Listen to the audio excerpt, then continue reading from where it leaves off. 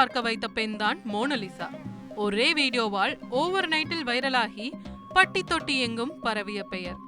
உத்தரப்பிரதேச மாநிலம் பிரக்யாராஜ் நகரில் கடந்த ஜனவரி மாதம் 13ஆம் தேதி முதல் பிப்ரவரி மாதம் 28ஆம் தேதி வரை 45 நாட்களுக்கு மகா கும்பமேளா நடந்தது. இங்கு கோடிக்கணக்கானோர் வந்து கும்பமேளாவில் நீராடிவிட்டு சென்றனர். அங்கு ருத்ராட்ச மாலை விற்பனை செய்த மோனலிசா போஸ்லே பார்ப்பதற்கு சினிமா நடிகை போல் இருந்ததால் அவர் பிரபலமடைந்தார். கருப்பாக இருந்தாலும் அவரை பிரவுன் பியூட்டி என பலரும் அழைத்தனர். முக்கியமாக அவரது காந்த கண் பலரையும் ஆட்டி படைத்தது.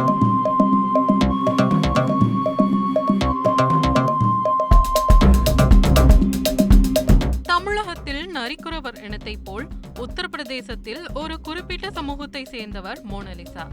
இவர் வைரலான நிலையில் இவருடன் செல்ஃபி எடுக்க நிறைய பேர் அவரை தேடி சென்றனர். மேலும் சிலர் செல்ஃபி எடுக்கும் போது அத்துமீறலிலும் ஈடுபட்டதாக சொல்லப்பட்டது.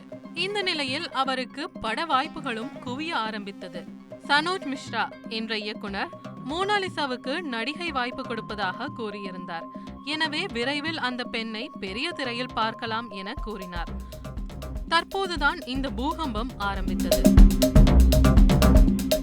இந்த நிலையில்தான் இயக்குனர் சனோஜ் மிஸ்ரா ஒரு பெண்ணுடன் 4 ஆண்டுகள் லிவ் இன் ரிலேஷன்ஷிப்பில் இருந்ததாகவும் அந்த பெண்ணுக்கு பலமுறை கருக்கலைப்பு செய்த மனோஜ் மிஸ்ரா தன்னை திருமணம் செய்ய மறுத்துவிட்டார் என அந்த பெண் புகார் கொடுத்துள்ளார்.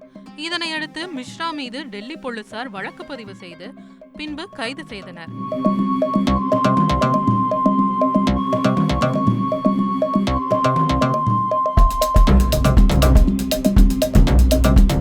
இதற்கிடையில் மோனலிசா தனது குடும்ப உறுப்பினர்களால் சூழப்பட்டிருக்கும் போது அழுது கொண்டே வெளியே வரும்படி ஒரு வீடியோ வெளியாகியுள்ளது. இந்த வீடியோவில் மோனாலிசாவின் குடும்பத்தினர் அவரை தழுவி மாலைகளை அணிவிக்கும் போது அவர் கண்ணீர் விட்டு கதறி அழுவதை காணலாம். ஒரு குடும்ப உறுப்பினர் தனது கண்ணீரை மெதுவாக துடைத்துக் கொண்டிருக்கும் போது அவர் தொடர்ந்து அடக்க முடியாமல் அழுது கொண்டே இருக்கிறார்.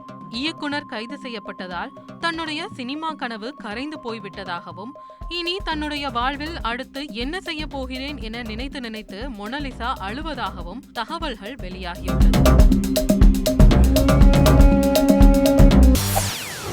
செய்திகளை உடனுக்குடன் தெரிந்து கொள்ள உடனே சப்ஸ்கிரைப் பண்ணுங்க.